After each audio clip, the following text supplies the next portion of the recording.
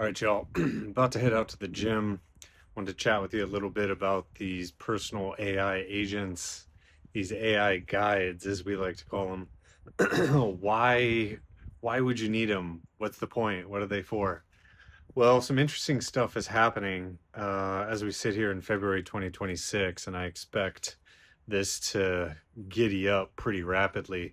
Uh, we've been on this position for a minute, and really the whole idea is at some point when you're like building things, creating things, ideally products that help people, you are only one person. There's only so much time in a day. You're going to need some help. You're going to need a guide, you're going to need an assistant, all these words that have been thrown around a little bit too much. And I think the real idea is it's more like a partner than anything else. And so, wouldn't it be great if you could just, you know, tap your little pin and just tell it, this is what I got to do, or, maybe you adjust your glasses and you need some help with something, or like, can you help me like figure this out? Like, I don't quite know what's going on, or I want to like, you know, okay, I'm just going to give it to you. So, I've had this, this dream for a long time with spatial computing, three-dimensional objects, three-dimensional spaces. But what if ideas and concepts were objects that you could manipulate in physical space, and you could touch and hold, and you could look at them almost like a car engine, an engineering schematic, right? Even AI architecture, and you blow it up, you're inside of it. You can actually move and change and manipulate the connections between components, and you could set up guardrails and like firewalls, and these things actually represent physical objects. And so in that way you've actually made any human on the planet who's ever walked around in the real world essentially the architect of the most advanced technology on the planet. And then what happens is they could build the thing that they want for themselves, just like any 5-year-old could with Legos or Play-Doh or whatever else. And so, that itself right there is $1 trillion idea that doesn't exist today. Um, but it will. It will.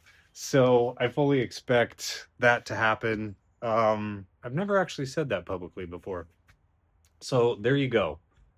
Rip it off, steal it, do whatever you want to do. I'd rather have it exist in the world than not. And I think it could really do some cool stuff. And so then really what you're using this AI guide for is to help you create and manipulate these new objects from scratch, much like Tron, right? You're building a new universe from nothingness, the holodeck, whatever you want to call it. And you essentially just sit there and say, all right, I want to create a new AI from scratch, and I want it to have this type of personality. I want it to feel this way. I want it to interact this way with me.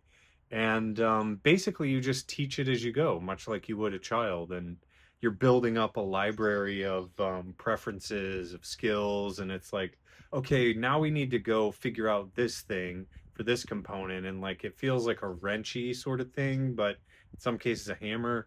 Can you go do a search for me and then just like go do this thing out there and bring that back and then save that?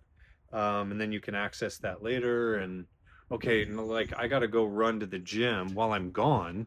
Can you take care of like my email for this? Can you do some research on this thing? Can you find me a manufacturer for this?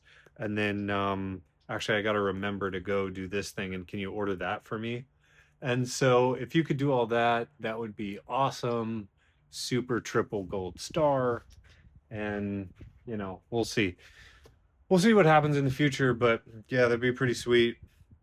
So I think a lot of these things are going to come together. It's going to be obviously the glasses, the wearable devices, the pins, the phones in our pockets. And then we can run around the world and watch YouTube on our specs, listen to music, have a good vibe, sort of like a soundtrack as you live your life. Have your ghost runner in front of you as you're working out, see your stats and everything. Like these are not, that far away. We're very close. Um, so I fully expect in the next year or two, especially by 2030, the raw capability that the human race has access to in real time is going to be pretty substantial. So, what you do, I think it's time to just think creatively and put all the constraints away. Say, oh, that's impossible. It's too much money, too much work, don't have the resources, don't have the skills, don't have the capabilities. Throw it all away, put it in the trash, and just imagine that you had all of those skills, resources, capabilities, and at your disposal, and you could do things in a fraction of the time at a fraction of the cost. And the only thing that matters is that creative capability up here for you to imagine something that helps you in your life every day, from the minute you wake up until the minute you go to sleep and while you're sleeping.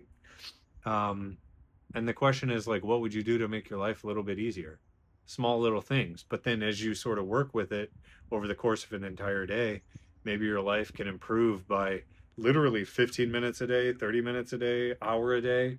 And then you can spend more time with the people you love. That'd be pretty rad. That's it for me today. Got to go get a lift in. Legs day. Here we go. All right. Take care.